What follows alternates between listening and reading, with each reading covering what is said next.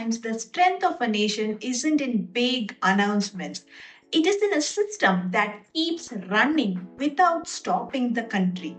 Compared to nations battling shutdowns, protests, or IMF pressure, India's calm Union Budget 2026 process stands out as a sign of institutional stability, a quiet but powerful advantage in today's uncertain world. India's Union Budget 2026 was not a dramatic one but reinforces India's strategic posture in a fractured world. While developed countries like the US struggles with repeated government shutdowns due to disagreements over budget allocations and protests against budgets are more common in countries like France, Indian Union Budget 2026 projects continuity and administrative stability. In this video, we will look at how Union Budget 2026 focuses on countering Trump tariffs and position Bharat as an attractive and reliable market for global investors. Hi, hello, vanakkam, namaskar. Welcome to POV World from Bharat YouTube channel, World Through Bharat's Lens. On February 1st, 2026, Indian Finance Minister Smt Nirmala Sitaraman presented her ninth consecutive union budget that signals a steady, confidence-driven approach to long-term growth and fiscal governance. From increased public capital expenditure of 12 lakh crore rupees to drive infrastructure-led growth, to Simplified Income Tax Act 2025, to special focus on manufacturing and customs duties, this budget marks a decisive shift in the philosophy of economic governance. From control to confidence and from suspicion to trust on the citizens of India. Exactly after a day of the Indian budget, on February 2, the US reduced the Trump tariffs on most Indian goods from 25% to 18%. Indian Prime Minister Shri Narendra Modi announced this reduction of tariffs on his X account on February 2.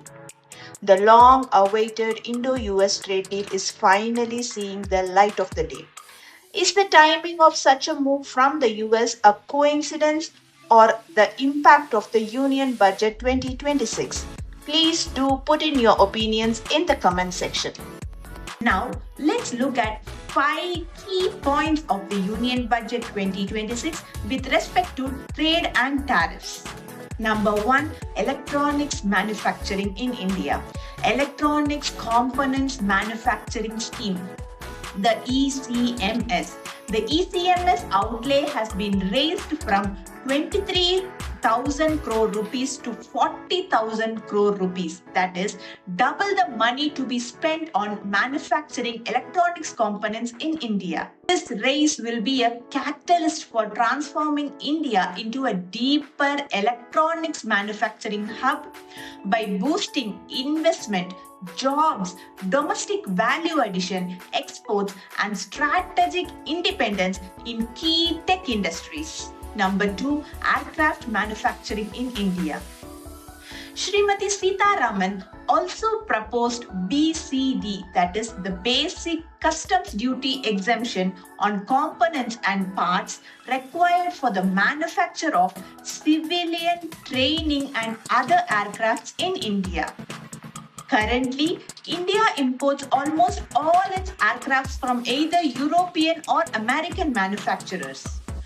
But as a part of Atmanirbhar Bharat, India has lately taken steps for the indigenous manufacturing of aircraft. India has also signed an agreement with Russia's aeroplane maker UAC to make passenger planes in India. Now, this BCD exemption cuts input costs, stimulates domestic aviation manufacturing and MRO. MRO is nothing but maintenance, repair and operations growth. And this also supports India's push to become a regional aerospace hub. Number 3, seafood exports.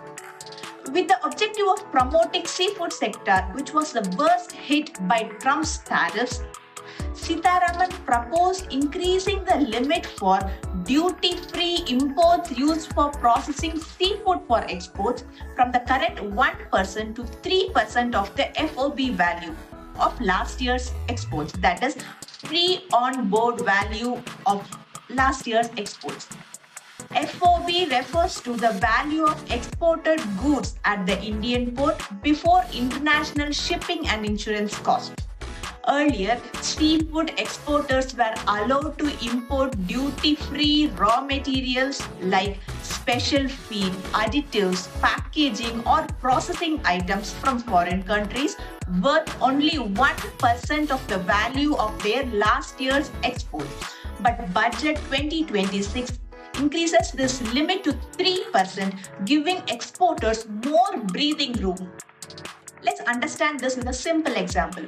Last year, if a seafood exporter exported shrimp worth 100 crore rupees, that is FOB value, earlier with 1% rule, he was allowed to import duty-free inputs worth only 1 crore rupees. Now with 3% rule, he can import his inputs worth 3 crore rupees duty-free, meaning the exporter can now import 2 crore rupee more worth of critical inputs without paying import duty.